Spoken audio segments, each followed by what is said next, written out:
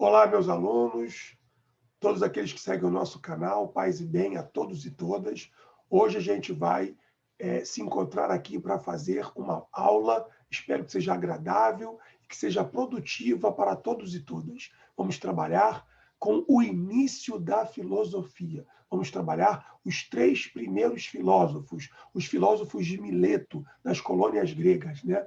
Que são basicamente Tales de Mileto, Anaximandro e Anaxímenes. Então, esses três pensadores, juntamente com a ideia da formação da base da origem da filosofia, será o nosso objeto de estudos de hoje. E, para tanto, então, vamos começar compartilhando a nossa tela. Bom, temos aí a famosíssima Escola de Atenas de Rafael Sanzio, grande pintor, grande discípulo de Leonardo da Vinci, e que viveu no século XVI e deixou esse grande legado para a gente, né?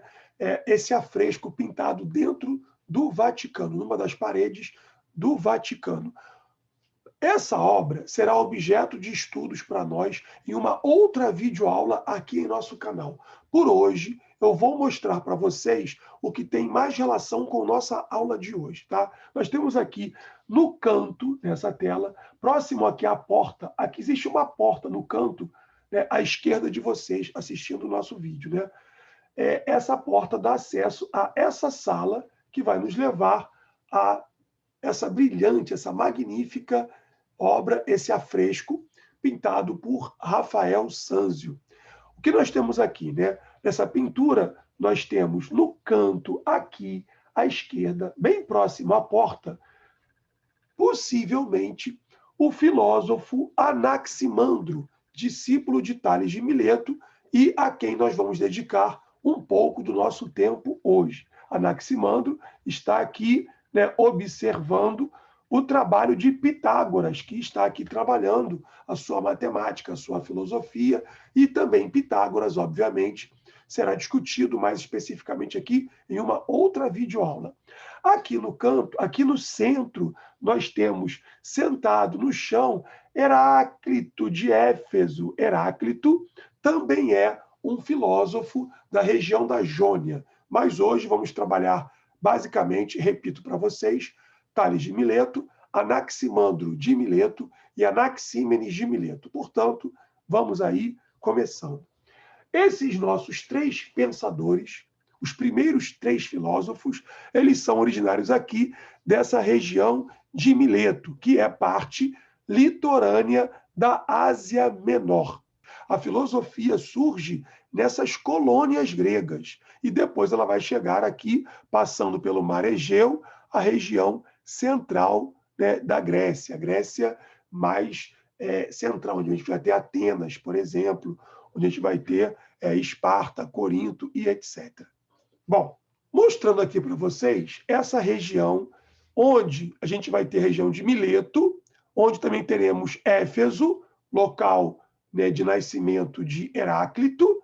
Nós temos o que nós chamamos de Grécia Oriental. Então, é a Grécia mais oriental, que tinha contato e foi, em dado momento também, dominado pelos povos persas. Esse trecho, essa região da Grécia, seria dominada pelos persas posteriormente. Aqui a gente vê também o Mar Egeu, né? O mar onde os gregos tanto navegavam. Aqui temos o Mar Jônico e mais um pouco aqui na região mais ocidental, teremos a famosíssima Magna Grécia, que, então, é toda essa região das grandes colônias gregas. Os gregos eram grandes navegadores e grandes colonizadores. Isso tem alguma relação com o surgimento também da filosofia.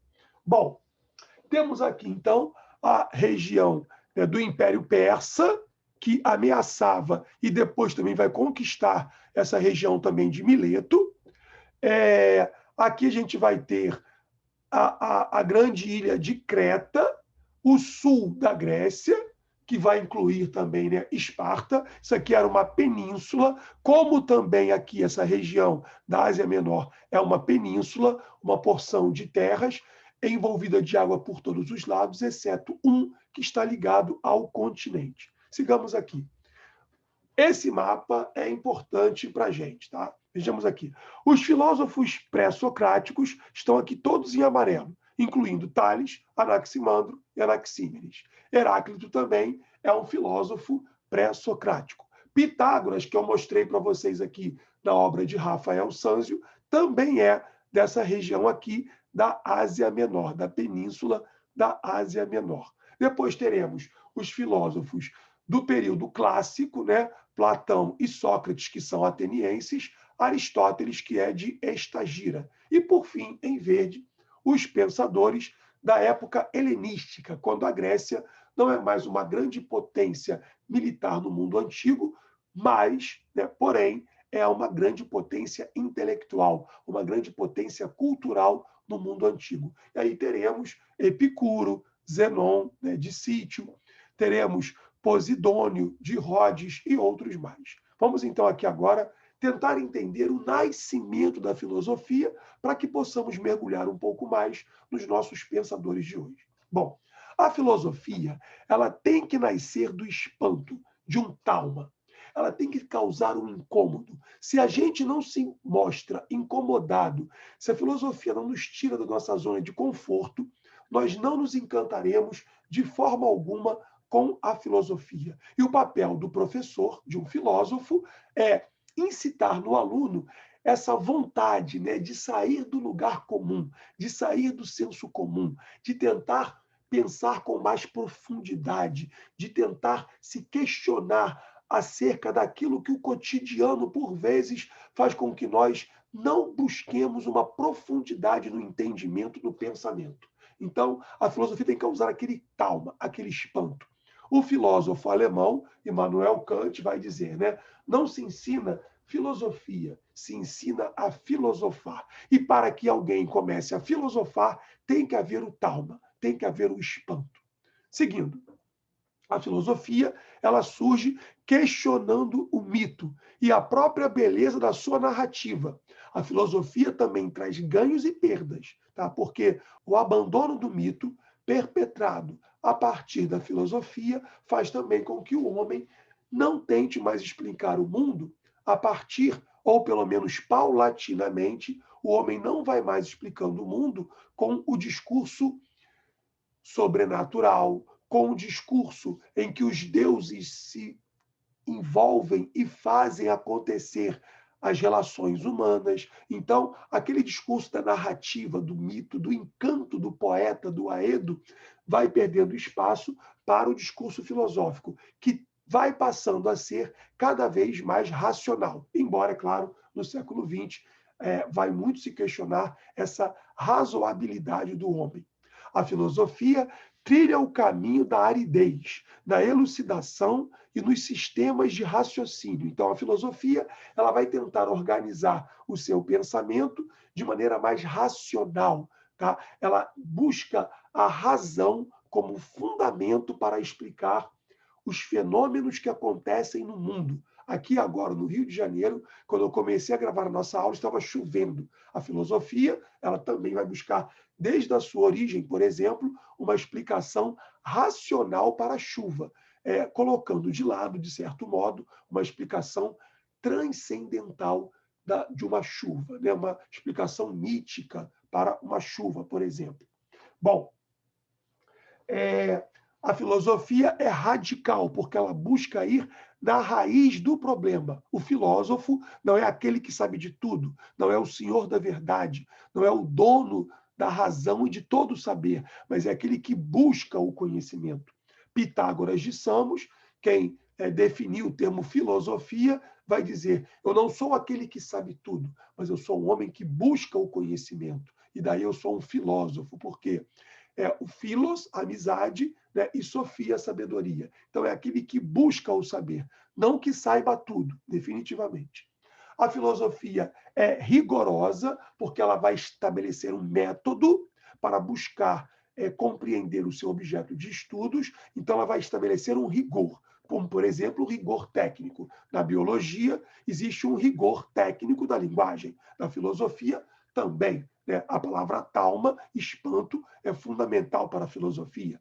Veremos aqui hoje physis, arqué, que são palavras-chave que veremos hoje aqui, também muito importantes para o desenvolvimento do pensamento filosófico. Ela tem uma rigorosidade também na sua linguagem filosófica. E, por fim, né, a filosofia é um saber de conjunto. Por quê?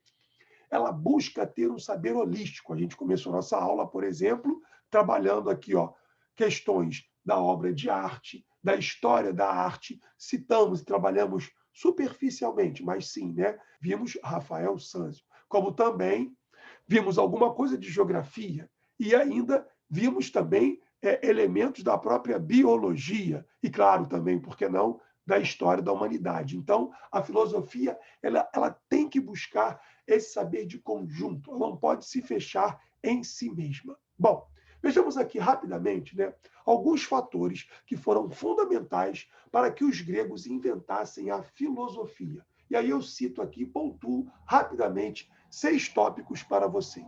O primeiro é a invenção da escrita.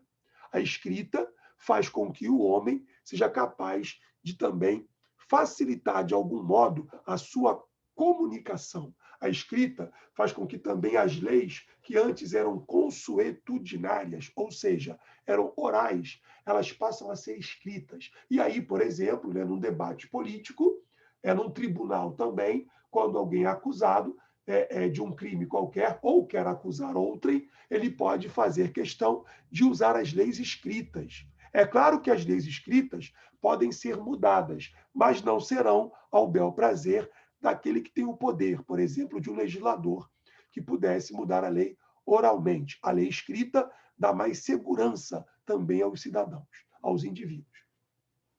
A invenção da moeda é outro elemento importante, porque a moeda facilita não só a circulação dos bens, né, dos bens materiais produzidos pelo homem, mas também a moeda, ela permite uma maior capacidade de abstração para o homem. Então a gente pode matematizar mais as relações dos próprios seres humanos. E isso vai ser um fator importante. A matemática abstrai, a filosofia também busca, de certo modo, uma abstração para poder fazer os seus conceitos, empreender os seus conceitos. Então, a moeda é uma outra invenção importante. As leis escritas têm a ver também, né, com a invenção da própria escrita, como a gente já retomou, já apontou aqui antes. Tá? Com o desenvolvimento das leis escritas, o cidadão ele pode, quando da instituição da própria democracia em Atenas, né, e entre os gregos, não em todas as polis gregas,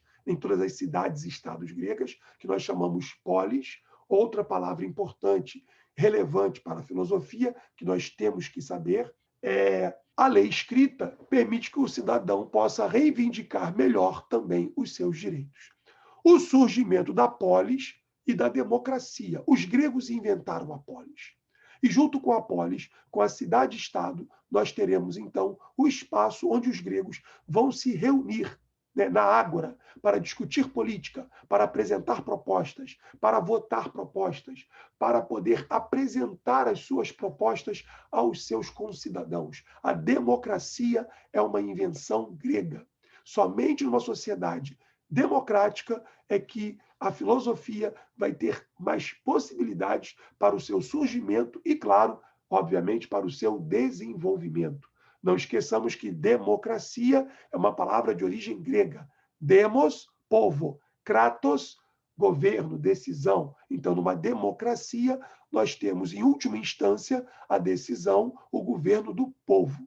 Bom, e o advento do ideal hoplítico. Os gregos também inventaram, como podemos ver aqui nessa imagem no alto à direita, fizeram uma revolução hoplítica. Isso é importante para o desenvolvimento da democracia e também para a cidadania dos gregos. Por quê? Vejamos.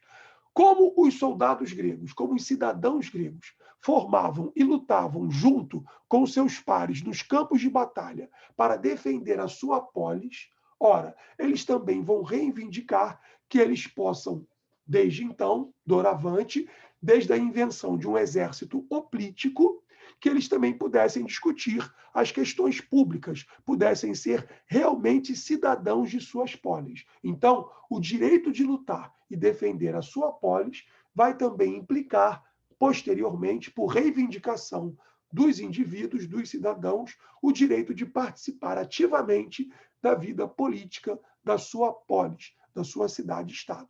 E, por fim, os gregos foram os primeiros homens a efetivamente questionarem os seus deuses, a discutirem os seus próprios deuses. Outros povos, por mais que fossem inteligentes, não questionavam essencialmente os seus deuses.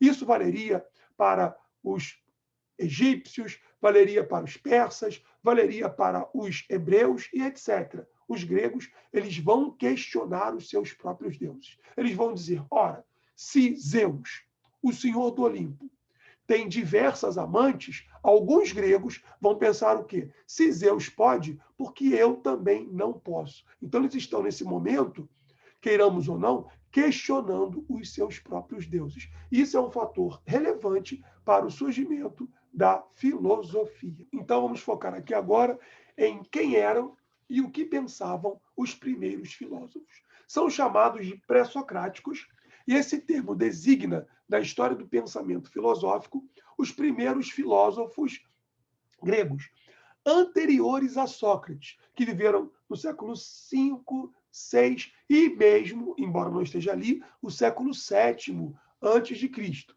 Também denominados fisiólogos. Por quê? Porque se ocupavam do conhecimento do mundo natural, da física. A física estuda a natureza. E os gregos vão chamar esse mundo natural de physis. Daí, vamos chamá-los de fisiólogos, ou seja, logos, né, discurso, verbo, estudo, estudo da physis, estudo da natureza. Bom, o primeiro dos filósofos, veremos aqui, é Tales de Mileto. São todos os três que veremos hoje milésios, tá bom? Como a gente já apontou no início de nossa aula. Tales de Mileto viveu entre cerca de 640 a.C., portanto, século VII a.C., e 548 a.C. Então, ele viveu até meados do século VI a.C. Tales afirmava que a água é a origem de todas as coisas, ou seja, é o princípio responsável pela vida. Nós vemos aqui que Tales é o primeiro filósofo. Ele, para poder explicar o mundo, não vai usar de fabulações, não vai apelar para a ação dos deuses. Tá? Ele ainda não vai usar o conceito de arqué, princípio, mas já usa a noção de physis. Daí que a gente pode colocá-lo, obviamente, como um fisiólogo. É o grande mestre também, depois de Anaximandro e de Anaxímenes. Anaximandro, discípulo de Tales de Mileto, estabeleceu que o princípio de todas as coisas é o apeiron, o que ele vai chamar de ilimitado. Aprofundaremos um pouco mais adiante, tá bom? Ele não pega um elemento, um dos 4 elementos da natureza, terra, água, ar e fogo, mas ele vai dizer que é o ilimitado. Mas já já vamos aprofundar aqui. E o seu discípulo, né, e aí seria codiscípulo de Tales de Mileto, é Anaxímenes, que viveu, né, entre 588, mais ou menos, e 524 a.C. Para ele, o ar, pneuma em grego, vai ser o princípio de todas as coisas, tá bom? O ar, quando nós morremos, damos o último suspiro, deixamos de ter o ar. Então, o ar é o que também nos gera a vida. Daí, ar, pneuma, pulmão, pneu e etc.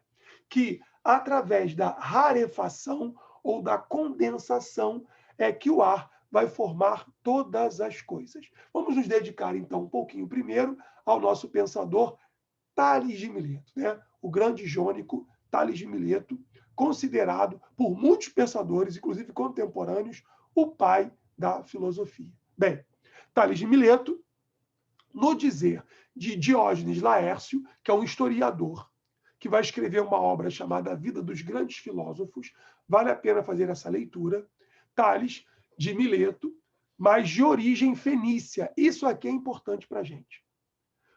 A origem de Tales é fenícia, e os fenícios eram grandes comerciantes. Mileto é uma região próspera, é uma região rica da Ásia Menor, como vimos aqui no início da aula de hoje, pelos nossos mapas. E nessa região da Ásia Menor, uma região enriquecida, é que Tales de Mileto, que não era um homem de poucos bens, era um homem de recursos materiais, vai desenvolver a sua filosofia. Então, ele tem uma família, de certo modo, abastada, não tem problemas materiais para a sua vida, ele tem como se dedicar à filosofia. Disse que Tales de Mileto previu uma grande produção de azeitonas. Ele comprou uma grande terra na região, plantou olivais, né? E aí conseguiu uma grande riqueza, um grande acúmulo de bens. Isso permitiu também para que Tales pudesse dedicar essencialmente à filosofia, menos ao trabalho braçal e dedicasse-se então à filosofia. Bom, ele é chamado o primeiro a receber o nome de sábio. Ele é considerado um dos 7 sábios da Grécia Antiga. Não é pouca coisa. Ele foi político, legislador de Mileto, ele foi geômetra, calculou no Egito, ele viajou para o Egito e no Egito calculou o tamanho das pirâmides também, tá bom? Sem subir nas próprias pirâmides, a partir da própria sombra das pirâmides. Ele é um geômetra, ele é um grande matemático, né? Ele é também um físico, ele é astrônomo, Tales de Mileto, que a gente viu aqui, né? Vamos voltar aqui só um pouquinho, porque isso é um dado interessante. Tales de Mileto, aqui da sua região, também viajou para o Egito.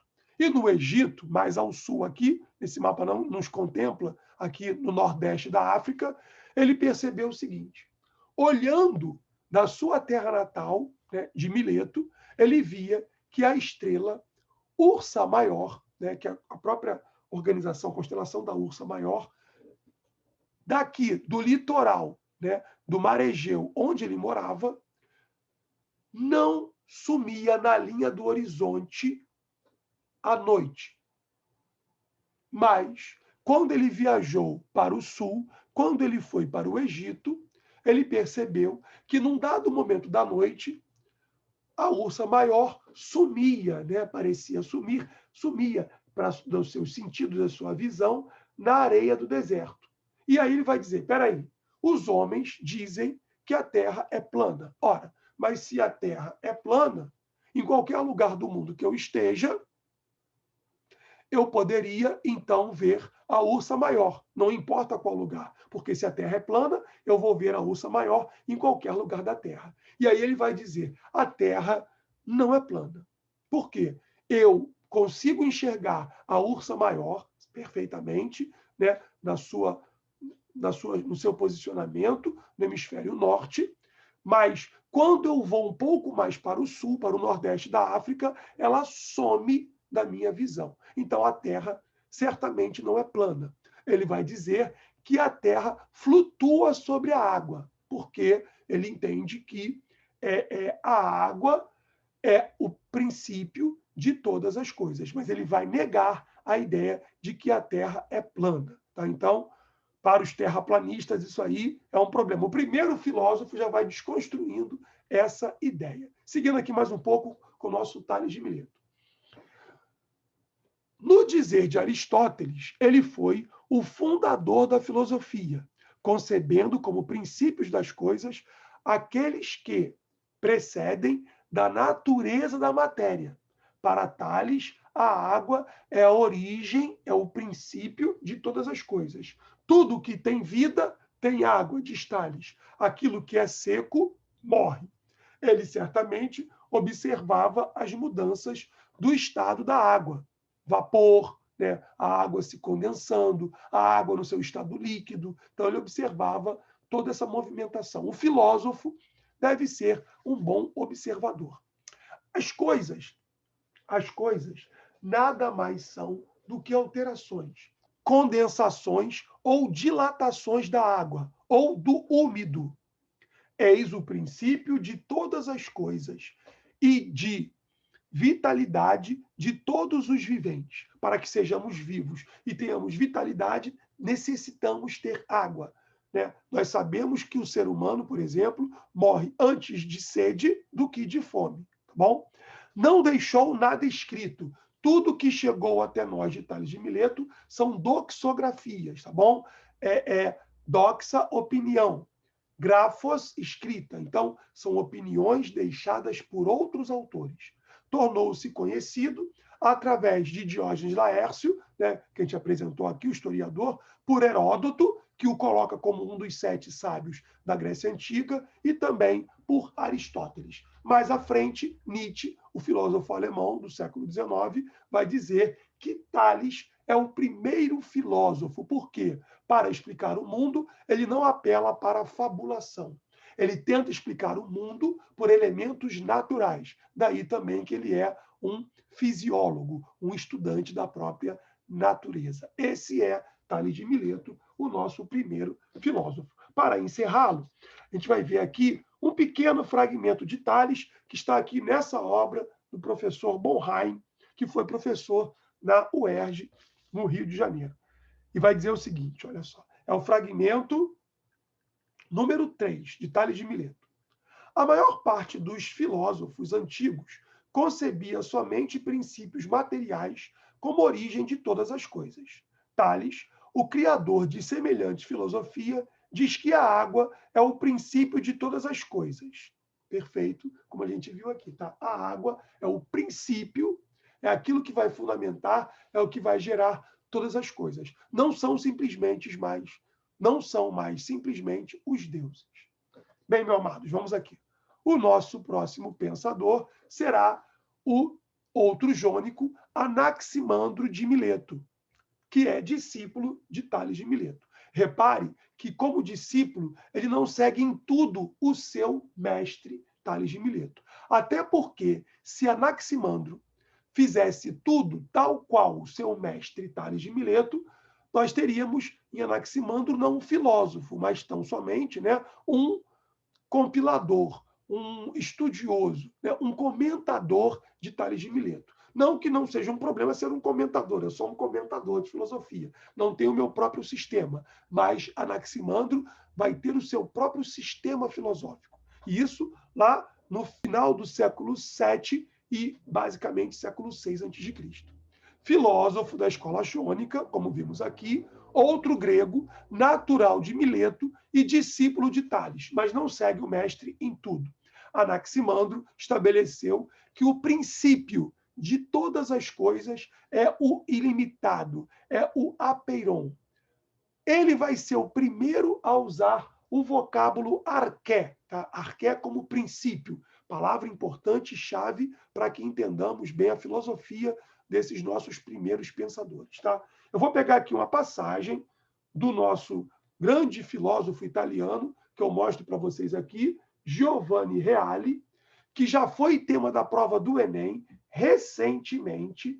O nosso mestre Giovanni Reale vai assim definir o que é o ilimitado. Leio para vocês.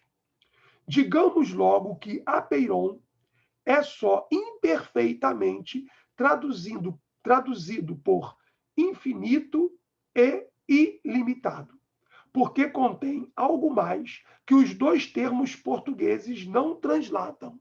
Então, ele é mais do que infinito ou ilimitado. Apeiron significa o que é privado de peras, isto é, de limites. Então, apeiron é aquilo que não tem limites, tá bom? E determinações, também não tem determinações. Não só externas, mas também externas. Então, repito, apeiron significa o que é privado de peras, isto é, de limites e de determinações, não só externas, mas também internas. Está aqui no livro do professor Giovanni Reale, um grande filósofo italiano, pré-socráticos e orfismo, que depois eu vou mostrar para vocês no final dessa nossa aula de hoje. Bem, então, vemos, né, que esse infinito é o princípio, né, que não tem limites nem por dentro nem por fora, é o que seria arqué. Ele é o princípio, o fundamento da geração de todas as coisas, fundamento que as constitui e as abarca, pelo indiferenciado, pelo indeterminado. Então, isso também levaria a um caos, tá bom? É a própria sociedade. E o que limita é as coisas materiais, elas são limitadas, mas esse apeiron, ele vai além do material e ele é o ilimitado, como a gente viu aqui nas palavras do professor Giovanni Reale. O que também quer dizer o seguinte, tá? Tanto Tales de Mileto como Anaximandro não estão negando categoricamente os deuses, tá? Não estão. Eles não são propriamente ateus, embora já fossem acusados de ateus lá no mundo antigo. A ordem do mundo surgiu do caos, em virtude desse princípio, que é o apeiron, dessa substância única, que é o apeiron. Aqui eu procurei um desenho do apeiron, mas o desenho não representa bem o que é o ilimitado por dentro e por fora, tá? Mas é o que eu achei e acabei mostrando aqui, compartilhando com vocês.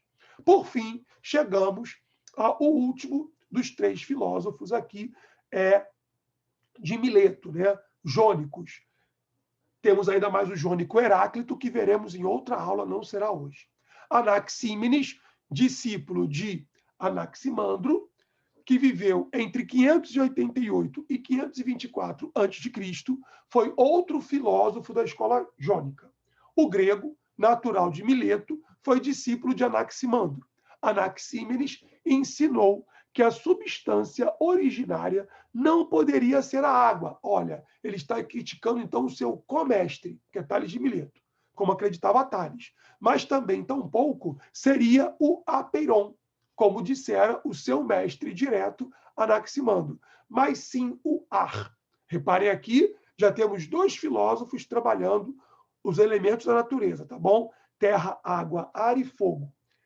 A água vai ser para Tales, o princípio, e Anaxímenes vai apresentar o ar. Heráclito, outro que também é da região da Jônia, vai apresentar o fogo. Bom, seguindo. Então, o ar é o pneuma, daí o pneuma apeiron. Então, o ar é fundamental para que tudo se forme no planeta, tá? Por condensação e também por rarefação. Então, seria o ar, né, mais rarefeito, vai dar origem aos gases, como nós conhecemos. E quando esse ar é mais condensado, daria origem às pedras também, tá bom? E alguém pode achar isso é meio pueril. Não é. Reparem que ele não está apelando para os deuses para explicar o mundo fenomênico que nós vemos, o mundo onde nós também vivemos. É claro que do ar a gente vai ter pneuma, pulmão, pneumonia, pneu, pneumático. Todas essas palavras são derivações, né, do próprio pneuma, do ar para os gregos. Então, através da rarefação e da condensação, como vimos aqui, teremos a formação de todas as coisas. Então, o ar é o princípio, é arqué, princípio de todas as coisas. O ar recobre toda a ordem do universo como um elemento vivo e dinâmico. Como a alma humana, ele é como um sopro. Tá? Então, se a gente pegar a própria Bíblia, lá no livro do Gênesis, tá? Deus, ele sopra, né, no boneco de barro e coloca um pneuma, coloca ar. E aí dá a vida. O que gera vida é o ar. Para o próprio Adão, no discurso, no relato da Bíblia. Então, não há aí um conflito nesse momento, né? A filosofia, a ideia da valorização do ar, né, como princípio de tudo, para Anaxímenes, e o texto bíblico, que nos ensina que é pelo ar, que pelo sopro, que Deus vai dar a vida aos primeiros humanos, né? Bom, é um hálito. Esse sopro é um hálito que vai dar forma a toda a matéria. Da mesma maneira que nossa alma, que é ar, nos mantém unidos, também o sopro e o ar mantêm o mundo inteiro. Então a gente viu aqui, basicamente, esses três primeiros filósofos que são fundamentais para que a gente possa trabalhar no sentido da própria história da filosofia, pegando do início desses filósofos. Tá? Esses autores depois foram retomados por muitos outros autores. Tá? Karl Marx, Hegel, o próprio Nietzsche, eles vão, Michel Foucault, o francês Michel Foucault, vão retomar também esses autores. Para fechar a nossa aula, vamos fazer uma questãozinha de vestibular tratando o nosso tema de hoje, tá? Temos aí 2 textos, tá? Foi uma questão da prova do Enem de 2012. Texto 1, né? Anaxímenes, que vimos aqui, que vai dizer que o ar é o princípio de tudo. Anaxímenes de Mileto disse que o ar é o elemento originário de tudo o que existe. Existiu e existirá. E que outras coisas provêm de sua descendência. Quando o ar se dilata, transforma-se em fogo, que vai ser o elemento de Heráclito mais à frente. Ao passo que os ventos são ar condensado. As nuvens formam-se a partir do ar por filtragem e, ainda mais condensadas, transformam-se em água. A água, quanto mais condensada, transforma-se em terra.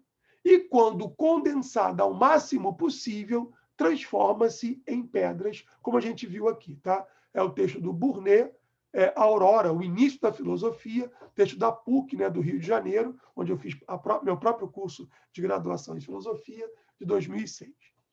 Texto 2. Aqui é um filósofo medieval já, tá? Já vimos que Anaxímenes é um filósofo pré-socrático e jônico. Agora vamos ver aqui o medieval. Então essa questão é intertextual. Basílio Magno, filósofo medieval cristão, escreveu: Deus, como criador de todas as coisas, está no princípio do mundo e dos tempos.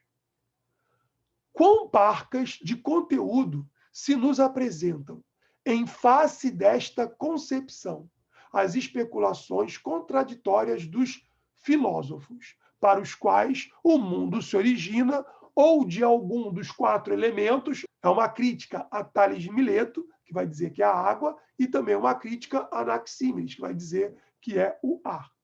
Como ensinam os jônios, olha aí, ou dos átomos, como julga Demócrito. Na verdade, dão a impressão de quererem ancorar o mundo numa teia de aranha. E aí é o texto do professor Boyner, História da Filosofia Cristã, da editora Vozes. Filósofos dos diversos tempos históricos desenvolveram teses para explicar a origem do universo, a partir de uma explicação racional. Filosofia quer entender o mundo à luz da razão. As teses de Anaxímenes, filósofo grego antigo, e de Basílio, filósofo medieval, têm em comum, na sua fundamentação, teorias que... Então, o que há em comum na filosofia de Anaxímenes e na filosofia de Basílio Magno? Ambas eram baseadas nas ciências da natureza, basicamente. Repare que também aqui, ó, Basílio Magno, ele vai buscar um argumento filosófico e também teológico.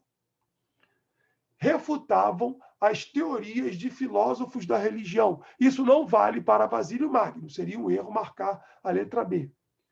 Tinham origem nos mitos das civilizações antigas. Isso não vale para os nossos pensadores, tá bom? A filosofia vai surgir questionando o próprio mito.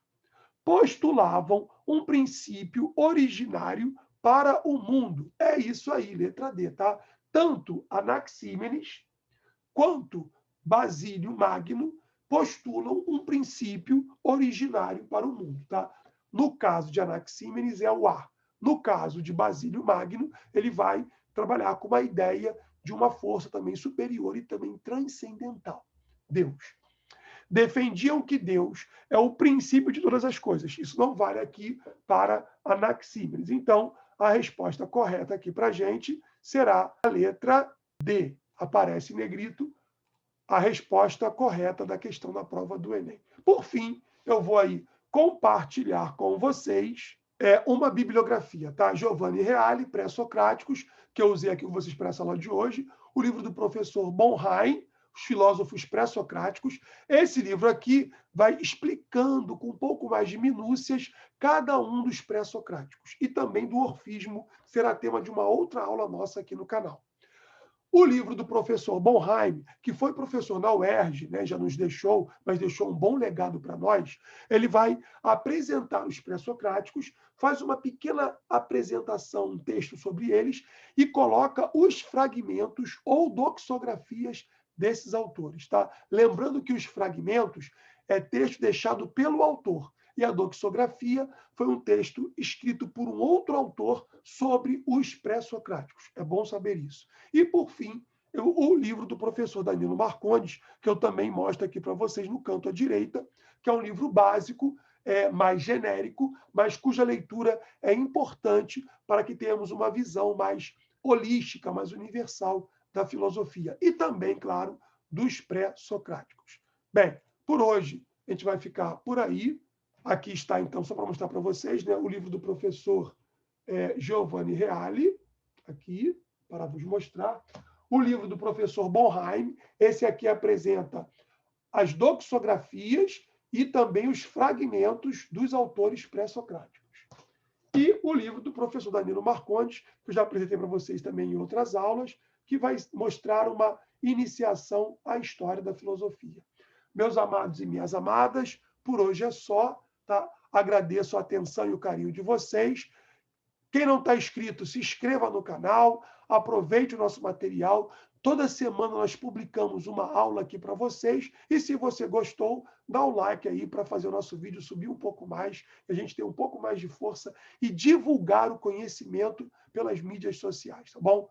Muito obrigado a todos e todas, paz e bem, e nos encontraremos na próxima semana com mais uma videoaula em nosso canal. Tchau, tchau.